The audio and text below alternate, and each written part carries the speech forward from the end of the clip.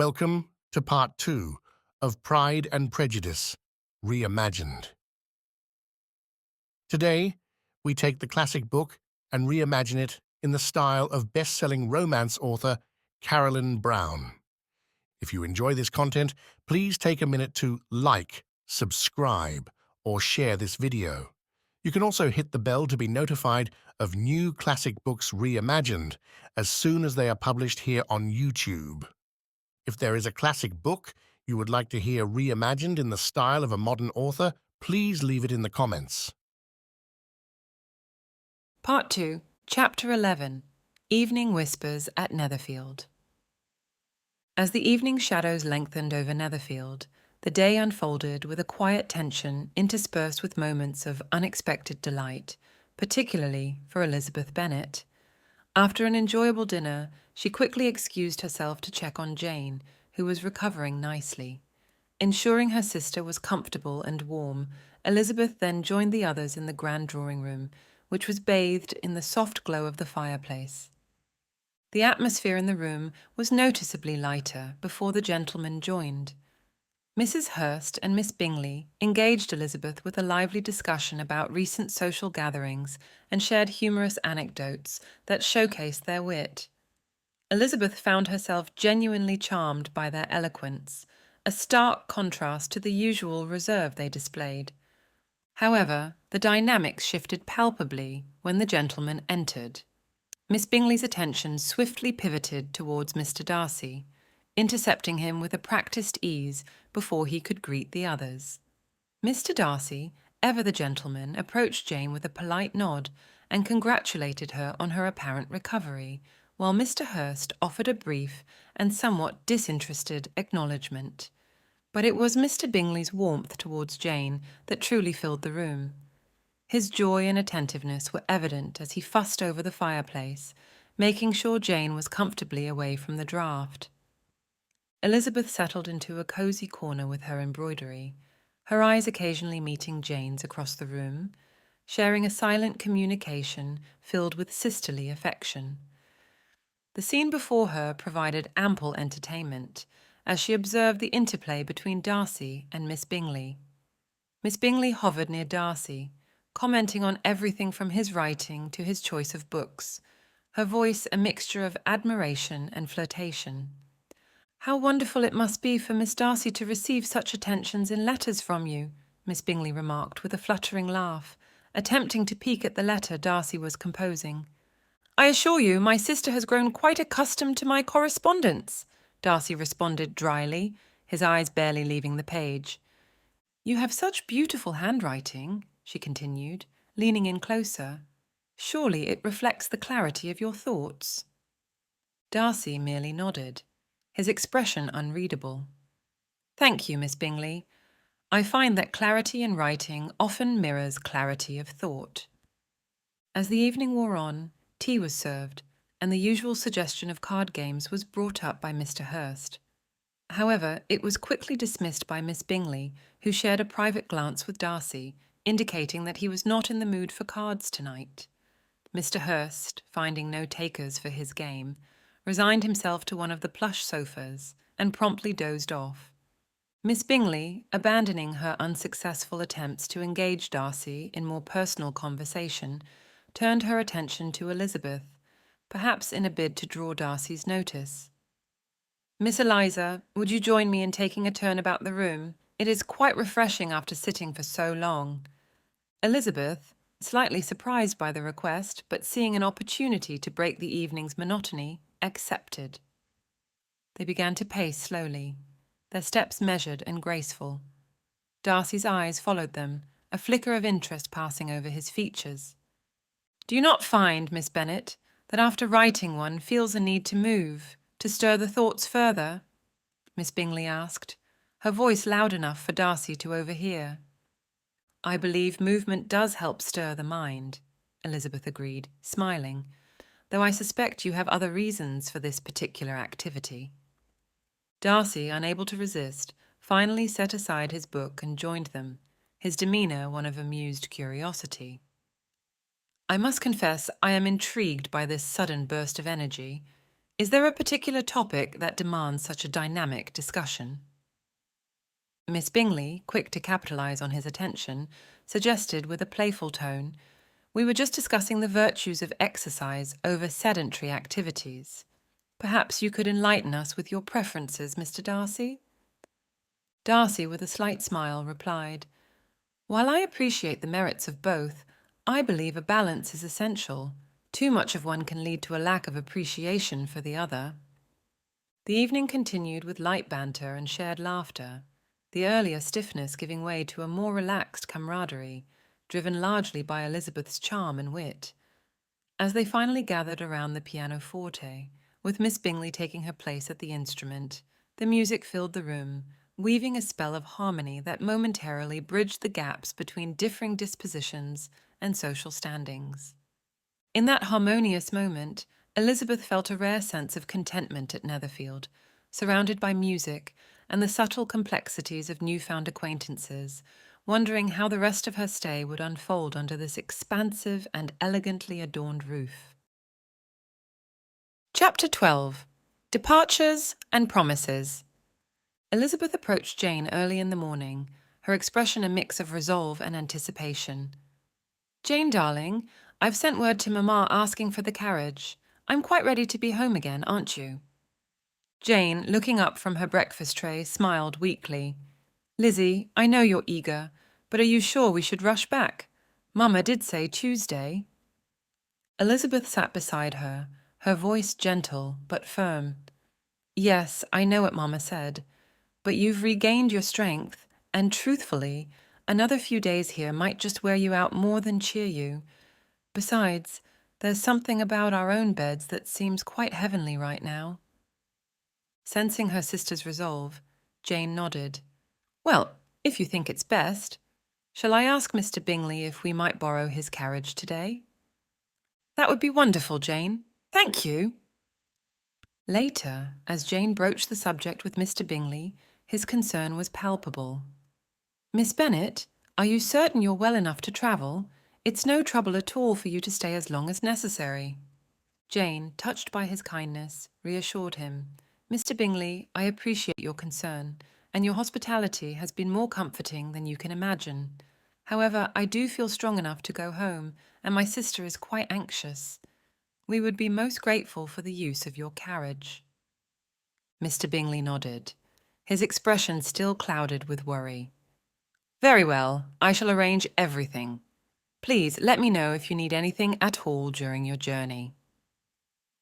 In the background, Mr. Darcy and Elizabeth had their own brief exchange, as they found themselves momentarily alone in the drawing-room. Elizabeth, feeling the weight of his gaze, turned to him. "Mr. Darcy, you've been rather quiet. I hope our departure doesn't cause you any inconvenience." Darcy, careful to keep his voice neutral, replied, "Not at all, Miss Bennet. I wish you a safe journey home. Your health and comfort must be the priority." Elizabeth, sensing a deeper layer to his brief words, smiled. "Thank you, Mr. Darcy. Netherfield has been most pleasant, thanks to your and Mr. Bingley's hospitality." Darcy merely nodded, his eyes betraying a hint of something unspoken before he turned away, his thoughts as guarded as ever. Upon their departure, Miss Bingley's farewell was unexpectedly warm. "Jane, it has truly been a pleasure. Do visit us again soon. And Elizabeth, I do hope we meet again under happier circumstances." Elizabeth, surprised by the warmth in Miss Bingley's tone, responded with genuine gratitude. "Thank you, Miss Bingley. We will cherish the kindness we've received here." As the carriage pulled away, Jane and Elizabeth exchanged a look, a mix of relief and contemplation painting their features. The road home was familiar, but their thoughts were occupied with the complexities of the new relationships they were leaving behind, intertwined with the comforting thought of returning to the loving, if slightly chaotic, embrace of Longbourn. Chapter 13. The Unexpected Guest. The Bennet family's cosy breakfast nook was bathed in the warm glow of the morning sun as they gathered around the table, each enjoying the comforts of home and the start of a new day. Mr. Bennet, with a mischievous gleam in his eye, sipped his tea before setting his cup down with a deliberate clink. "My dear, I do hope you've planned a particularly hearty dinner for tonight. We are to expect an unexpected addition to our dinner party." Mrs. Bennet, pausing mid-sip, nearly spilled her tea. "An addition, you say? Who could possibly be joining us? I haven't heard of anyone coming, except perhaps Charlotte Lucas might drop by. Surely my cooking is more than adequate for her." "It's not Charlotte," Mr. Bennet replied, his eyes twinkling. "Our guest tonight is a gentleman and quite the stranger to us all." Intrigued, Mrs. Bennet leaned in, her curiosity piqued. "A gentleman and a stranger? Oh, it must be Mr. Bingley coming to see Jane. You never mentioned anything, Jane, you secretive thing. We must prepare something special. But, oh dear, we haven't any fish today." She turned to Lydia. "Ring for Hill this instant, dear." Mr. Bennet chuckled, enjoying the slight confusion. "It is not Mr. Bingley, my dear. This gentleman is someone whom I have never before met." The room buzzed with excitement and a flurry of questions from Mrs. Bennet and the 5 daughters, their voices overlapping in eager curiosity. With a smile, Mr. Bennet drew out a letter from his pocket, allowing the suspense to build a moment longer before continuing. "Some weeks ago, I received a letter from a Mr. Collins, my distant cousin. He intends to visit us, perhaps to mend old rifts, as he will inherit Longbourn after me." Mrs. Bennet's excitement quickly soured. "Oh, that dreadful topic again! I can't bear to think of such a man inheriting instead of our own dear girls. I've always said it was a cruel arrangement." While Jane and Elizabeth attempted to explain the nature of the entail, their mother continued to express her frustrations loudly. Mr. Bennet interrupted the rising chaos with a clearing of his throat, waving the letter. "Perhaps you'll find Mr. Collins's own words somewhat soothing. He writes with a certain politeness that is quite amusing." Mrs. Bennet reluctantly quieted down as Mr. Bennet began to read, adopting a formal tone to match that of the letter. "Dear Sir, the long-standing disagreement between our families has always distressed me, and upon my father's passing I felt a strong urge to reconcile. I hesitated, out of respect for his memory, fearing it disrespectful to make peace with someone he disagreed with. However, having been recently ordained and fortunate enough to earn the patronage of the esteemed Lady Catherine de Bourgh, I find myself in a position to extend an olive branch. Lady Catherine has kindly appointed me to the valuable rectory of this parish, and I am committed to promoting peace within the community. As the next in line for the Longbourn estate, I am deeply aware of the potential distress this may cause your daughters. Please accept my sincerest apologies for any future inconvenience. I hope to discuss ways I might make amends.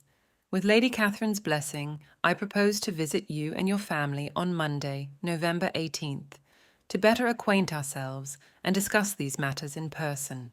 Yours respectfully, William Collins." As Mr. Bennet folded the letter, he looked around at his daughters with a wry smile. "So, we are to expect Mr. Collins this Monday at 4. He seems quite earnest, if not a tad pompous, don't you think?"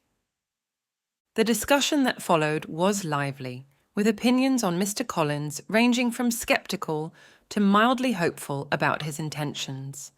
Regardless of their feelings, the Bennets prepared to welcome their unexpected guest with the usual blend of gracious hospitality and cautious optimism, setting the stage for what promised to be an intriguing addition to their family dynamics. Chapter 14. An Evening with Mr. Collins. As the sun dipped below the horizon, casting a golden glow through the windows of the Bennet family's dining room, the dinner conversation gradually slowed. Mr. Bennet, seizing the moment as the servants cleared the dishes, decided it was time to engage their guest more directly. "Mr. Collins, I must say you seem exceedingly fortunate in your patroness, Lady Catherine de Bourgh. Her attention to your comfort and wishes appears most remarkable." Mr. Collins, invigorated by the topic, straightened in his chair, his face taking on a reverent expression. "Indeed, Mr. Bennet, I have never in my life witnessed such gracious behaviour from a person of her rank. Lady Catherine's affability and condescension are unparalleled. She has approved the discourses I've had the honour of preaching, and even invited me to dine at Rosings Park. Just last Saturday, she requested my company to complete her quadrille set. Many may regard her as proud, but she has shown me nothing but kindness. Mrs. Bennet, always keen on gathering insights into the social standings of their acquaintances, chimed in with polite interest. "That sounds quite civil and proper, Mr. Collins. It's a pity more of the nobility don't share her disposition. And does Lady Catherine reside near your parish?"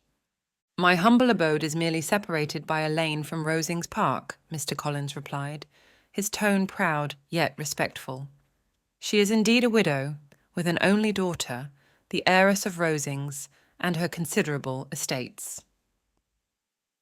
Mrs. Bennet's eyes sparkled with curiosity. "Ah, she is better situated than many young ladies, then. And this daughter, what is she like? Is she as handsome as they say?" "Miss de Bourgh is a most charming young lady, truly," Mr. Collins began earnestly. "Lady Catherine often remarks that her daughter surpasses all others in true beauty, a reflection of her noble birth.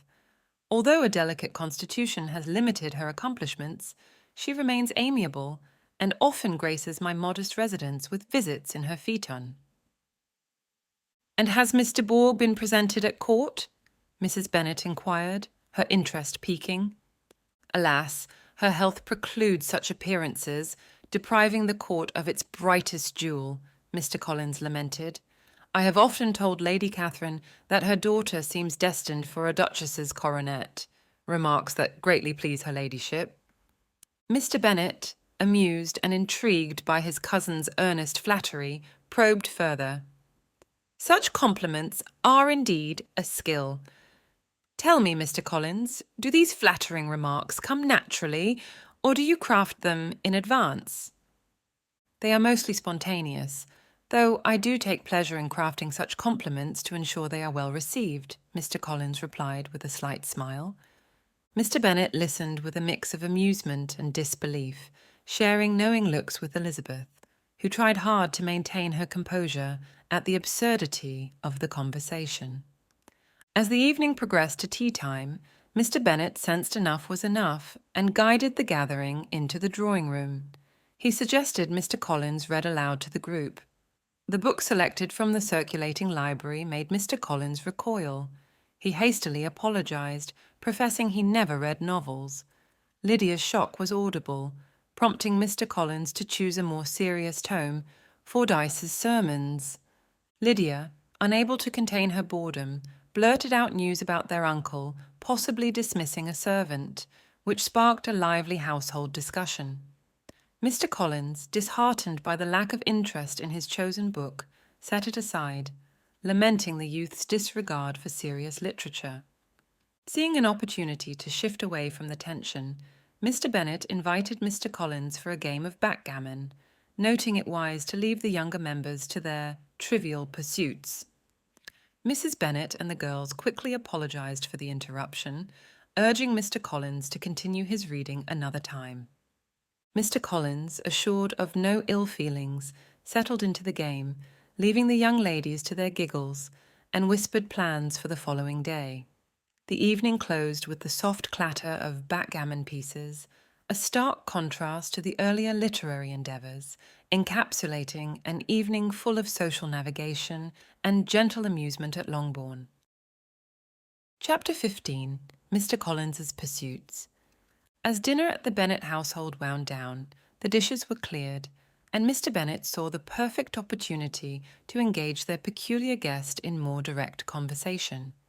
With a subtle glance towards his daughters, who were trying hard to stifle their giggles, he began, "Mr. Collins, you seem remarkably fortunate with your patroness, Lady Catherine de Bourgh.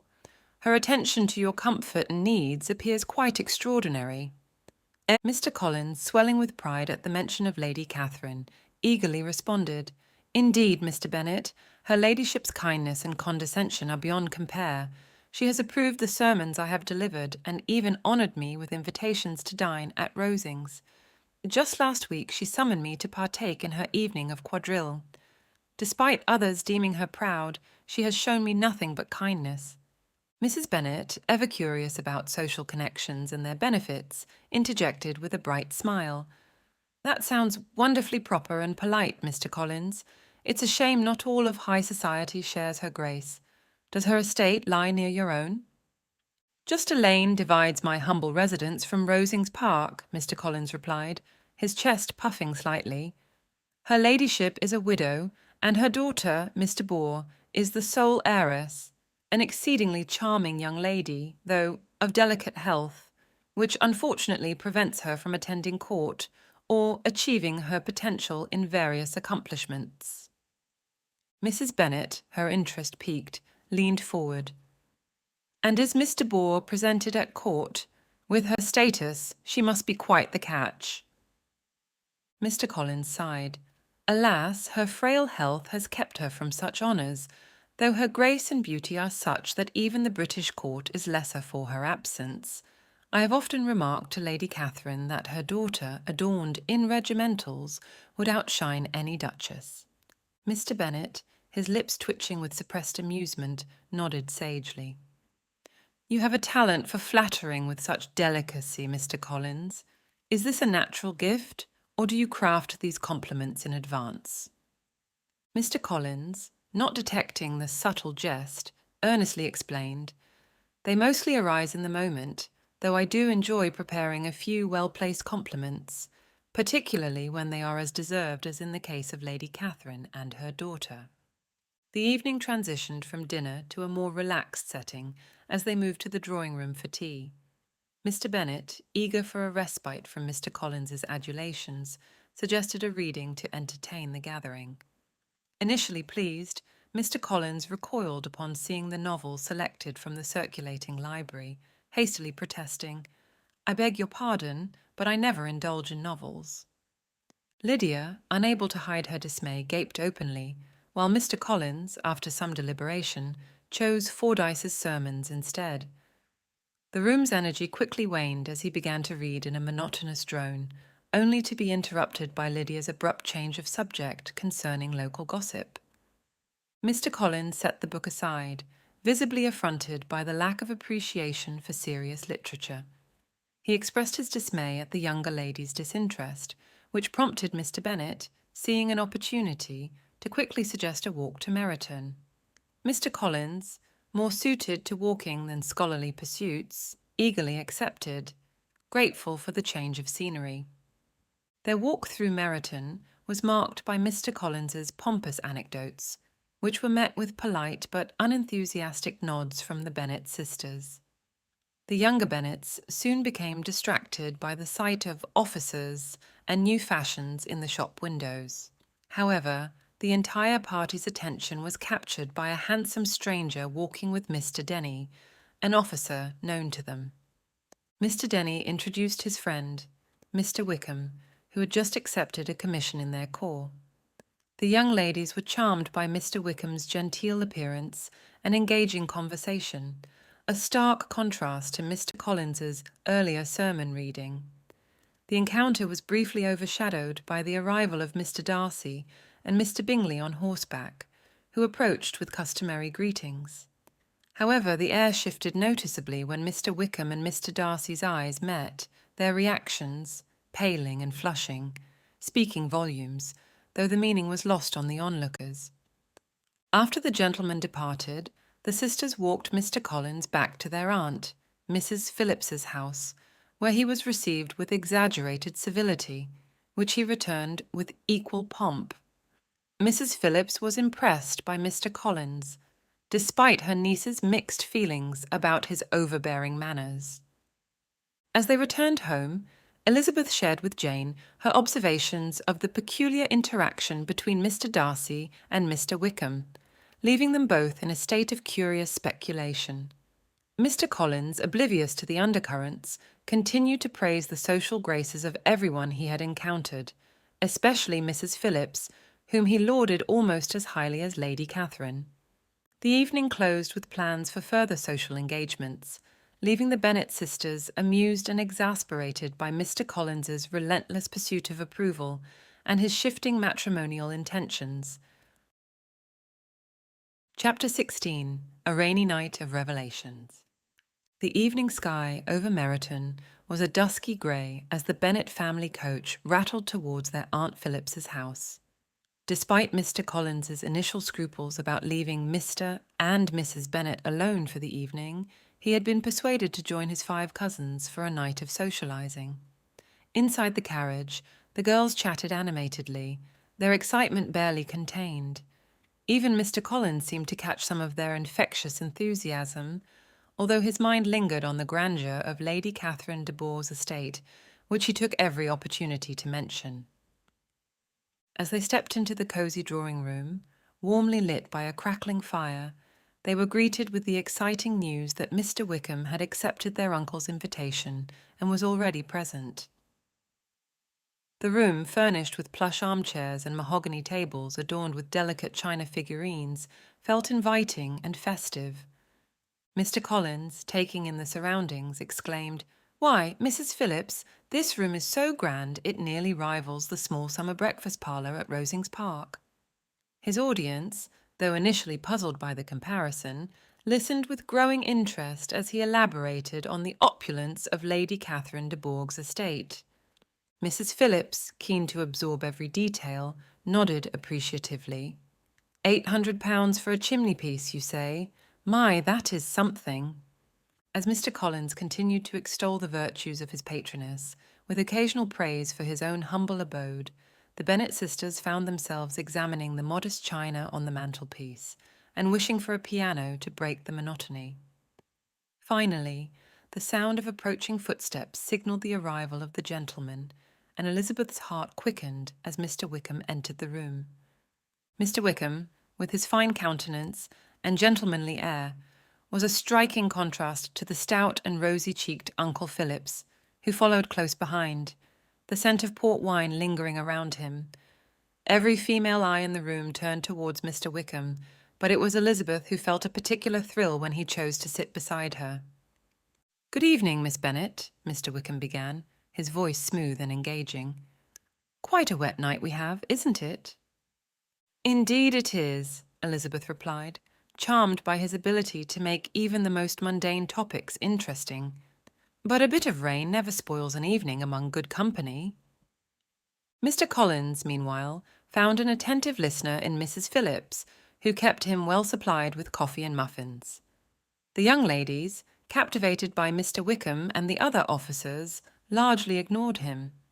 When the card tables were set up, Mr. Collins eagerly sat down to a game of whist, declaring, "I know little of the game, but I shall be glad to learn, as it befits my station in life." Mrs. Phillips, grateful for his compliance, hardly waited for his reasoning before dealing the cards. Mr. Wickham, who did not play whist, was delighted to find a seat between Elizabeth and Lydia at the other table. Initially, Lydia monopolized the conversation with her lively chatter, but soon she became absorbed in the game, leaving Mr. Wickham free to converse with Elizabeth. "How far is Netherfield from Meryton?" he asked, easing into the topic that Elizabeth had been eager to discuss. "About 3 miles," she replied.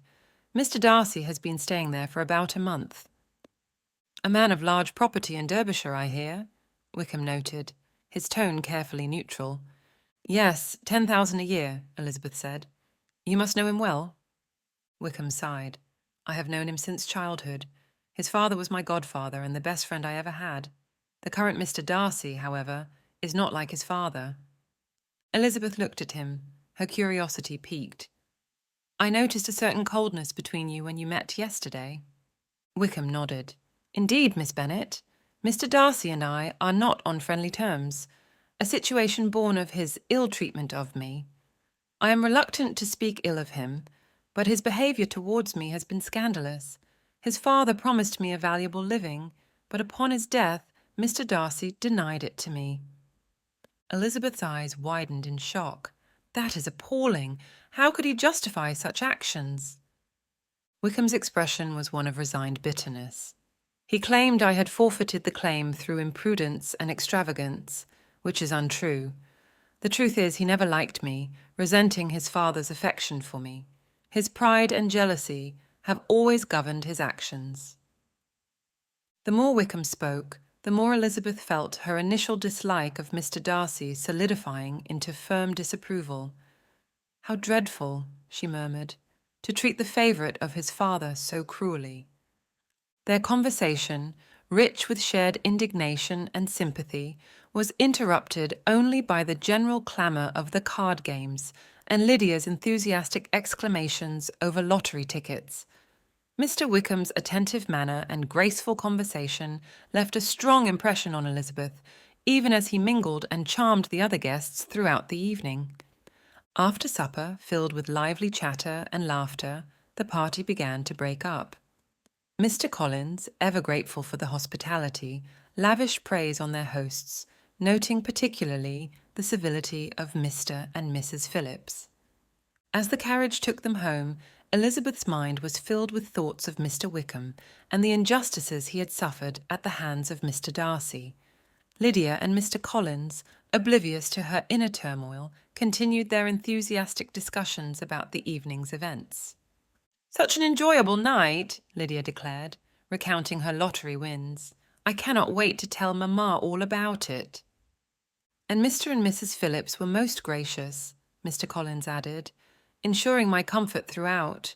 Lady Catherine herself could not have been more attentive." Elizabeth, lost in her thoughts, barely heard them. She was eager to discuss everything she had learned with Jane, but the constant chatter left no room for private conversation.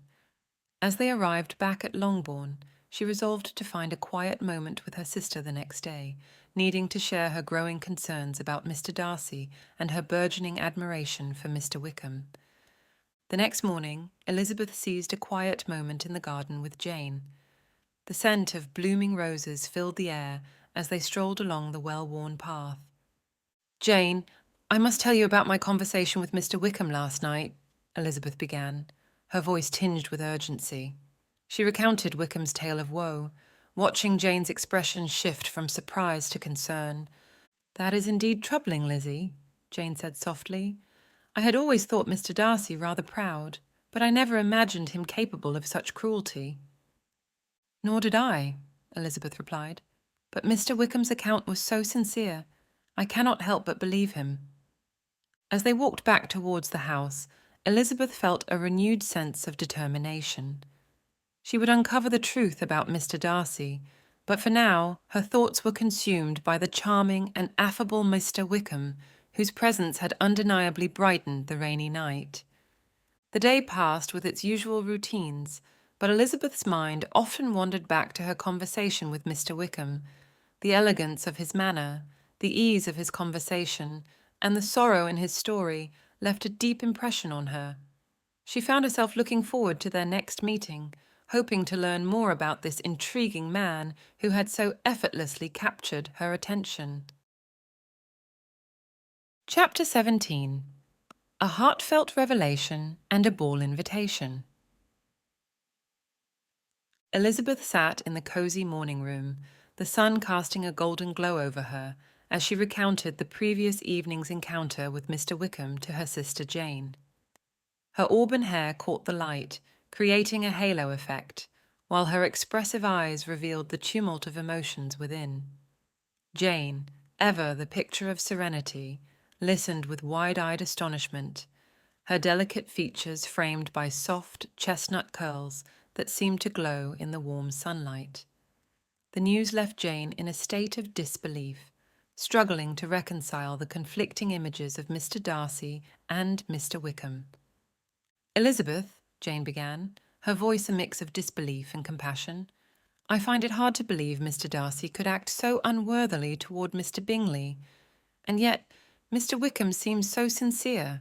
His story, it pulls at my heartstrings."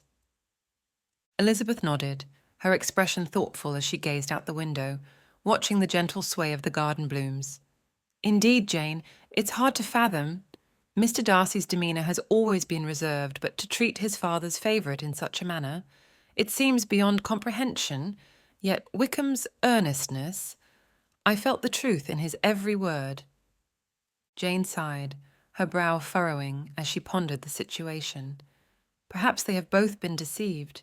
Misunderstandings and misrepresentations can twist even the closest of friendships. We mustn't rush to judgment, Lizzie. It's possible that neither is wholly to blame. A soft laugh escaped Elizabeth's lips. Oh, Jane, your generous heart will always find a way to excuse everyone.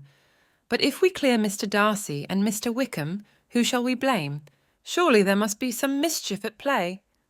Jane smiled gently, her eyes filled with affection for her sister. Laugh as you may, Lizzie, I firmly believe there is more to this than we can see. The truth will come to light eventually.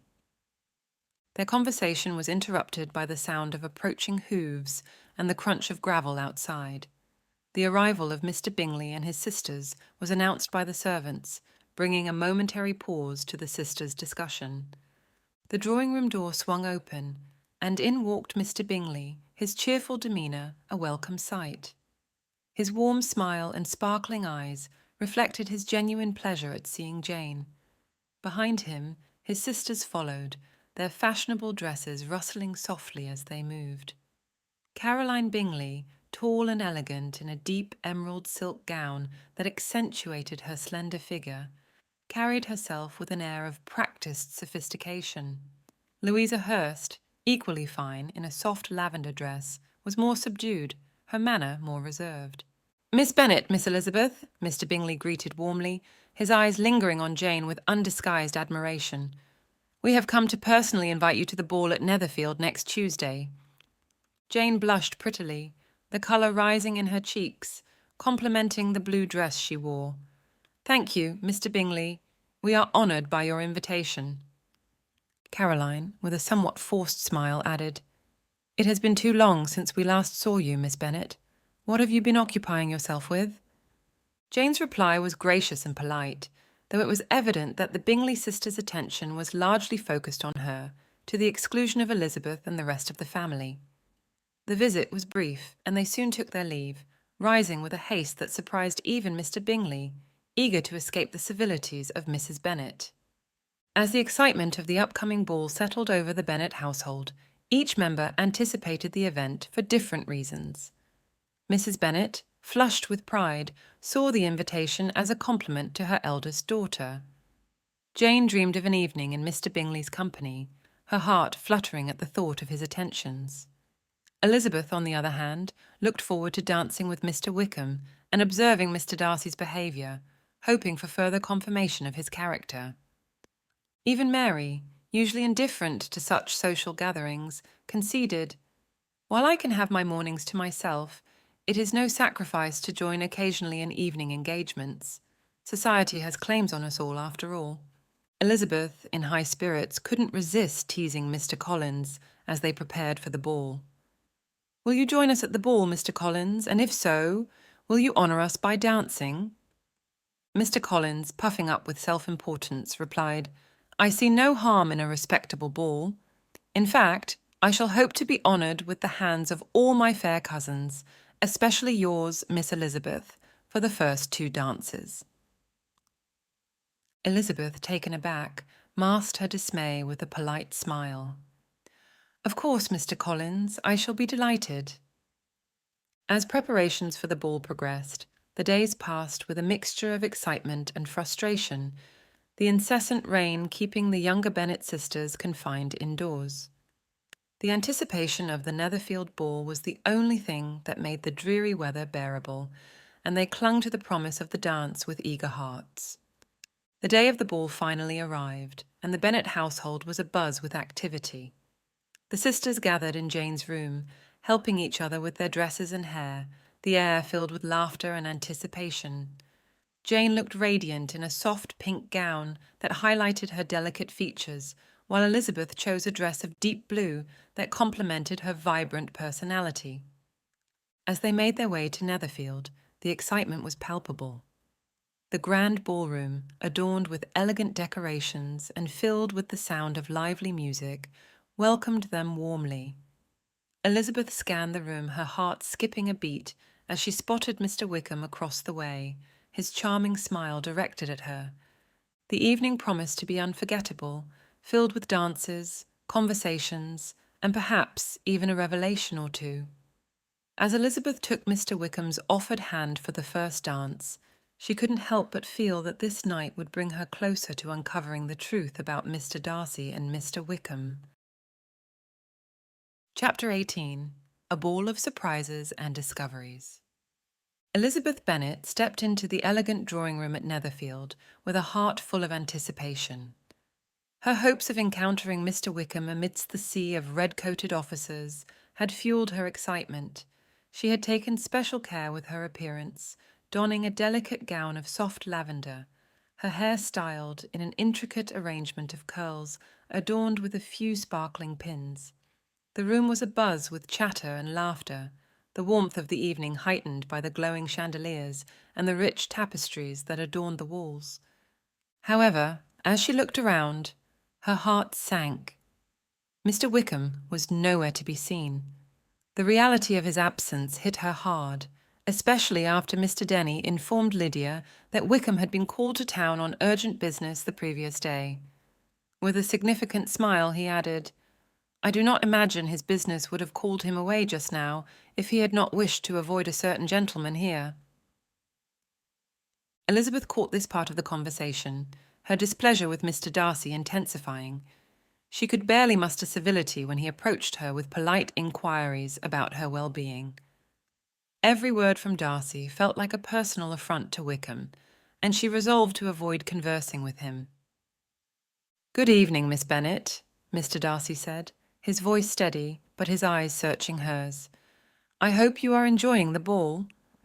Elizabeth forced a tight smile, her eyes narrowing slightly. "As much as one can, Mr. Darcy," she replied curtly, turning her attention elsewhere. Despite her initial irritation, Elizabeth's spirits soon lifted as she found Charlotte Lucas and shared her grievances. "Charlotte, you would not believe the lengths Darcy goes to in order to ruin my evening," she said, her eyes sparkling with a mix of frustration and amusement.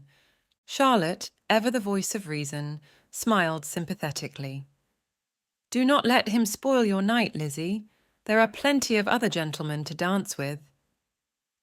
The first dances were marred by her partnership with the awkward and solemn Mr. Collins, whose clumsy movements and constant apologies made the experience mortifying.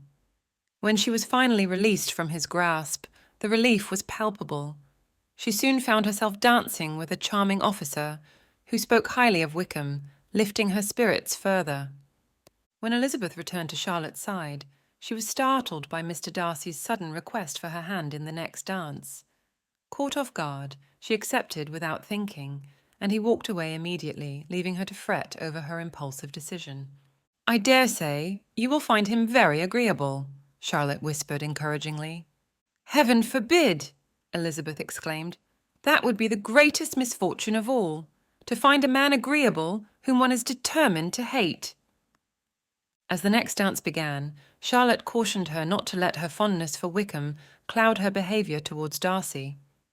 Taking her place opposite him, Elizabeth was struck by the dignity of their shared position and the amazed looks from the other guests. For a while, they danced in silence. Elizabeth finally decided that making him talk would be more of a punishment. "It is your turn to say something now, Mr. Darcy. I talked about the dance, and you ought to make some kind of remark on the size of the room or the number of couples." Darcy smiled slightly. "Whatever you wish me to say shall be said." "Very well. That reply will do for the present.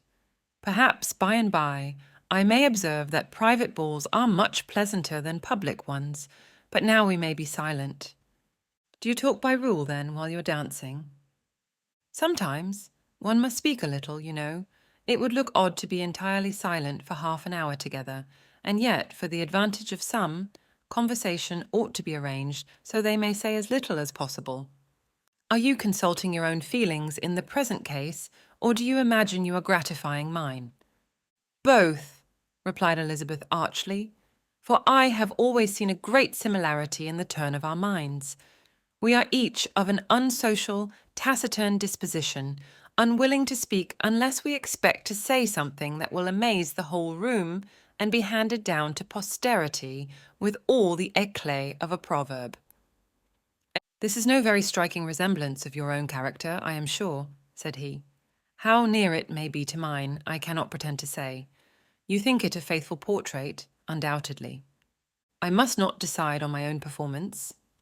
Their conversation continued with playful banter until Sir William Lucas interrupted, complimenting Darcy on his dancing and his partner. I have been most highly gratified indeed, my dear sir. Such very superior dancing is not often seen. It is evident that you belong to the first circles, Sir William said, casting a meaningful glance towards Bingley and Jane. Allow me to say, however, that your fair partner does not disgrace you, and that I must hope to have this pleasure often repeated, especially when a certain desirable event, my dear Miss Eliza, he added, with a nod towards her sister and Bingley, shall take place. Darcy's serious expression, as he looked towards Bingley and Jane, did not escape Elizabeth's notice. She seized the moment to change the subject. "What think you of books?" she asked. "Books? Oh no, I am sure we never read the same, or not with the same feelings." "I am sorry you think so, but if that be the case, there can at least be no want of subject. We may compare our different opinions." "No, I cannot talk of books in a ballroom. My head is always full of something else." "The present always occupies you in such scenes, does it?" he asked, with a look of doubt. "Yes, always," she replied, her thoughts wandering. Suddenly she remembered something Darcy had said earlier. "I remember hearing you once say, Mr. Darcy, that you hardly ever forgave, that your resentment once created was unappeasable. You are very cautious, I suppose, as to its being created." "I am," he said firmly. "And never allow yourself to be blinded by prejudice." "I hope not." "It is particularly incumbent on those who never change their opinion to be secure of judging properly at first." "May I ask to what these questions tend?" "Merely to the illustration of your character," she said, trying to shake off her gravity. "I'm trying to make it out." "And what is your success?" She shook her head. "I do not get on at all. I hear such different accounts of you as puzzle me exceedingly." "I can readily believe," he answered gravely. "Reports may vary greatly with respect to me, and I could wish, Miss Bennet, that you were not to sketch my character at the present moment, as there is reason to fear that the performance would reflect no credit on either. But if I do not take your likeness now, I may never have another opportunity." "I would by no means suspend any pleasure of yours," he coldly replied. After the dance, Elizabeth was approached by Miss Bingley, whose disdainful expression only heightened Elizabeth's irritation. "So, Miss Eliza, I hear you are quite delighted with George Wickham.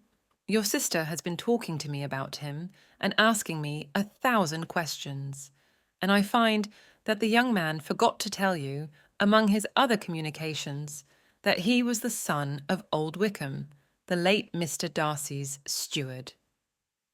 Elizabeth's face tightened. "He did inform me of that.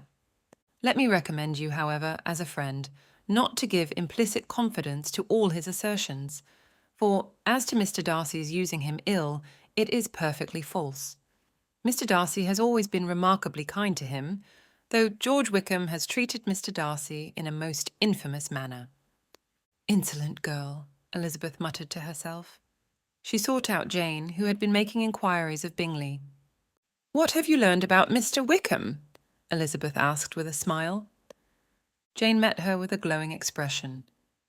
"Mr. Bingley does not know the whole of his history, and is quite ignorant of the circumstances which have offended Mr. Darcy, but he vouches for his friend's good conduct and probity."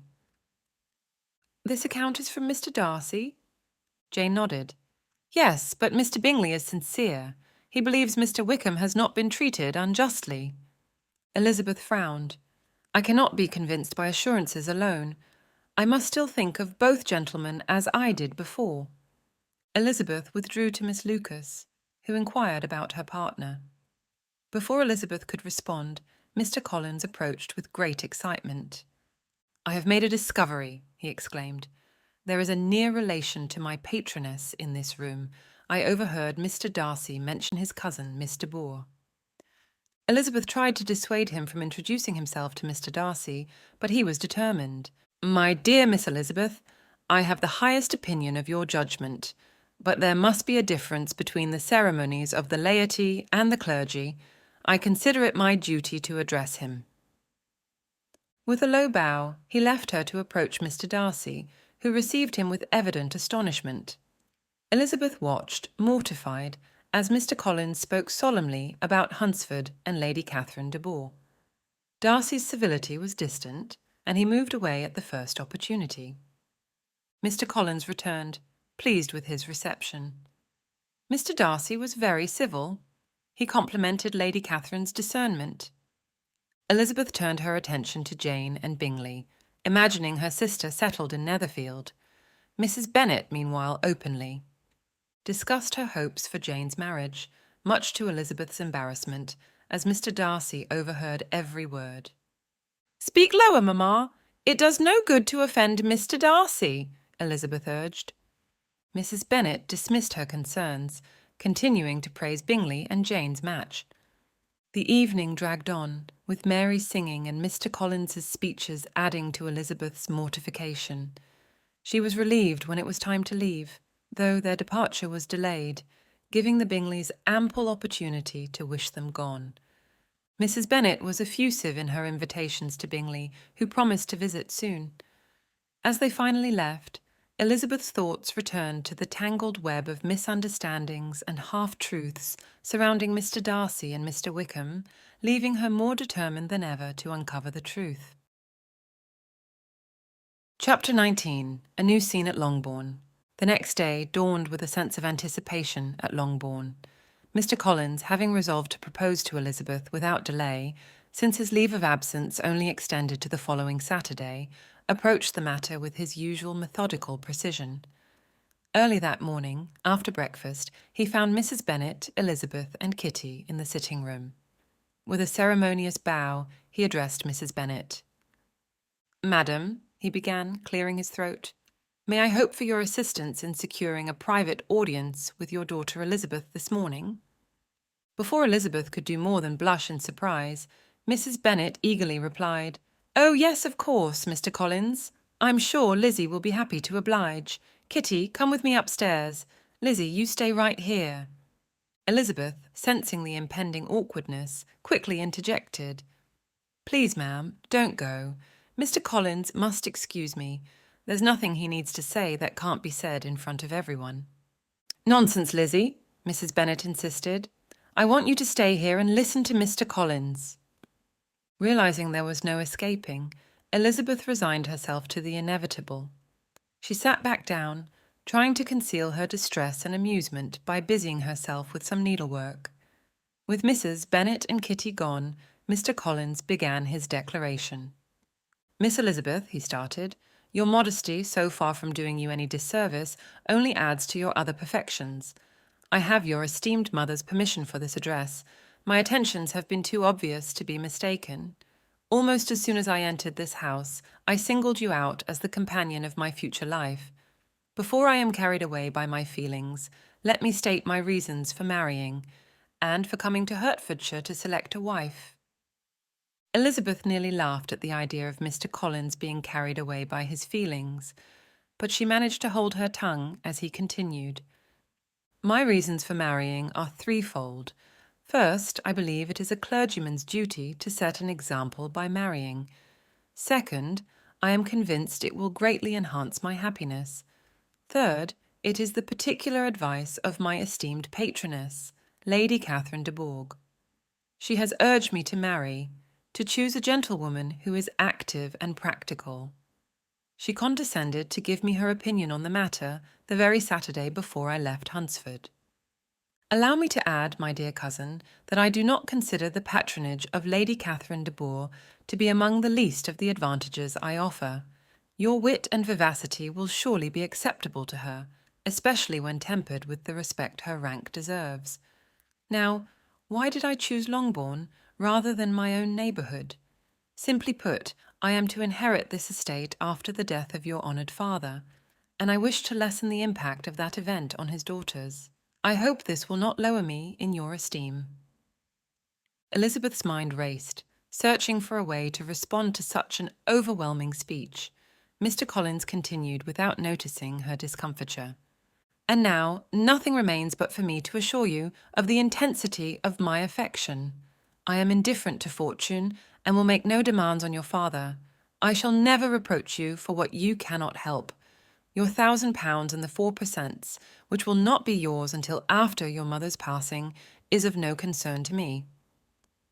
Elizabeth felt it was absolutely necessary to interrupt. "Mr. Collins, you are too hasty. You forget that I have not yet given you an answer. Allow me to thank you for the compliment of your proposal, but I must decline." Mr. Collins waved his hand dismissively. "I am aware that young ladies often reject a suitor on his first proposal, only to accept him later. I am not discouraged, and hope to lead you to the altar soon." Elizabeth stared at him in disbelief. "Upon my word, Mr. Collins, your hope is quite extraordinary after my refusal. I assure you, I am serious.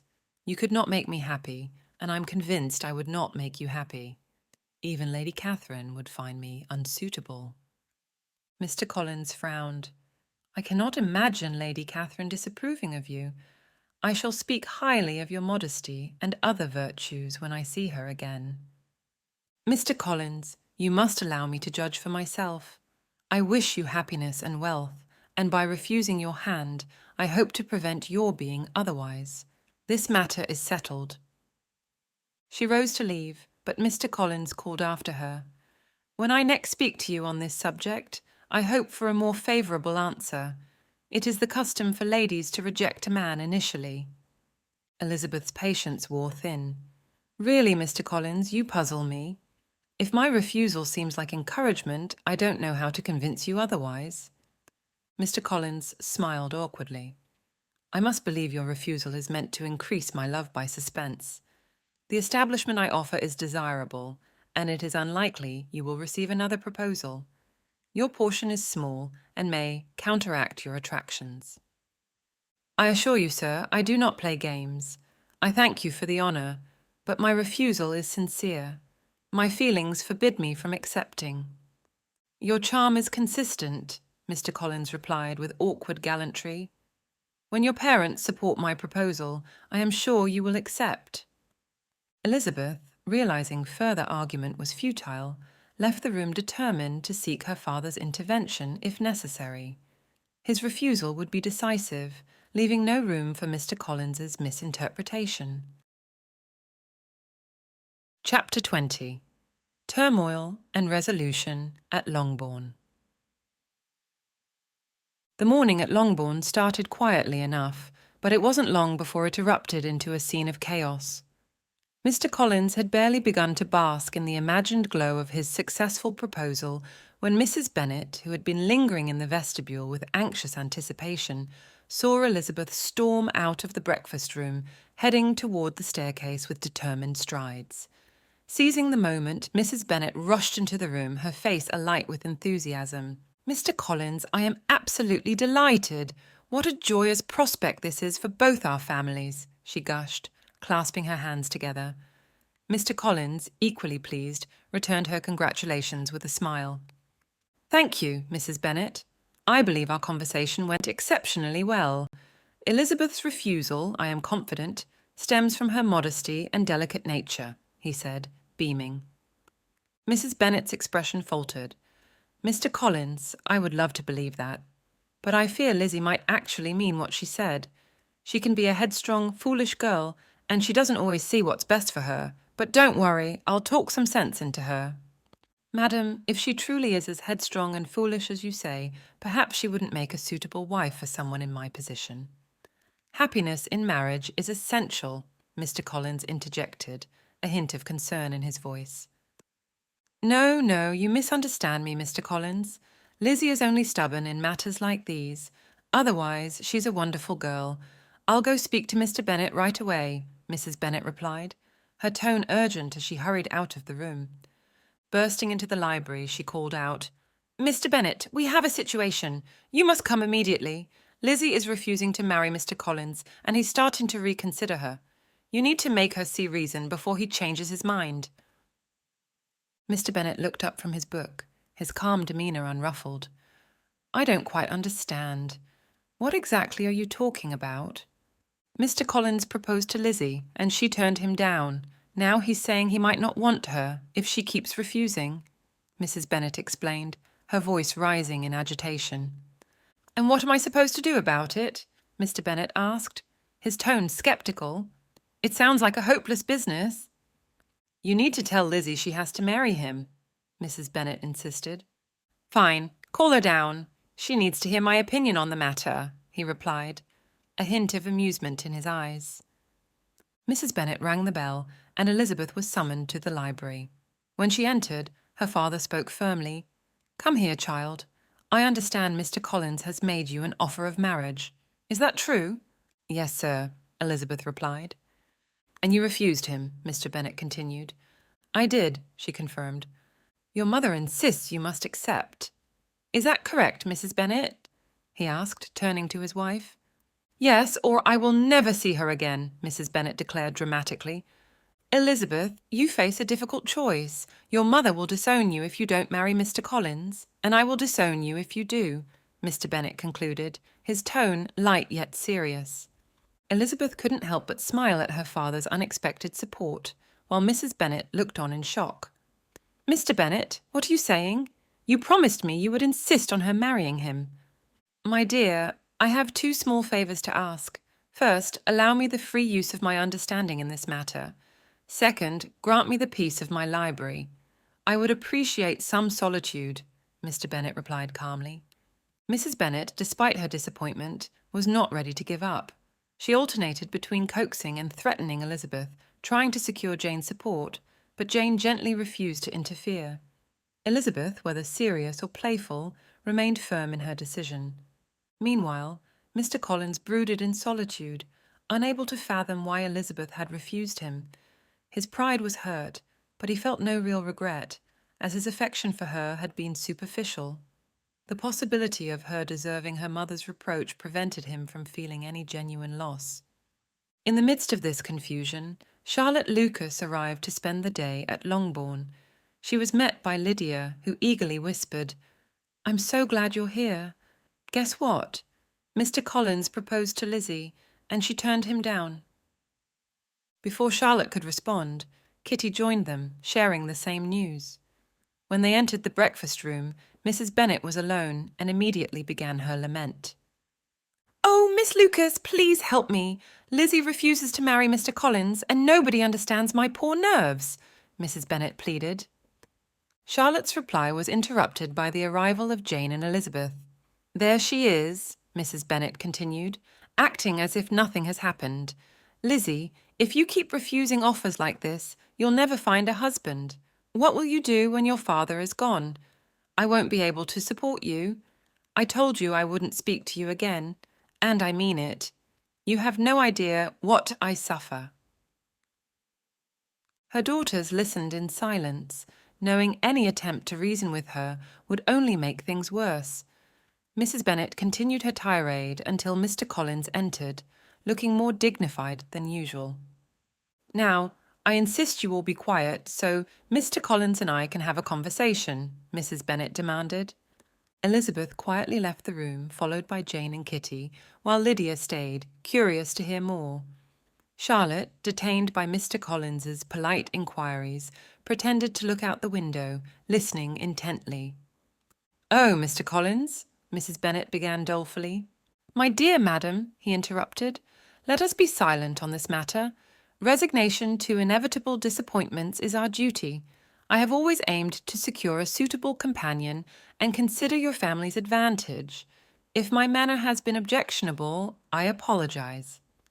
Mrs. Bennet was left speechless, realizing that despite her efforts, Elizabeth's decision stood firm, and Mr. Collins had accepted it with unexpected grace.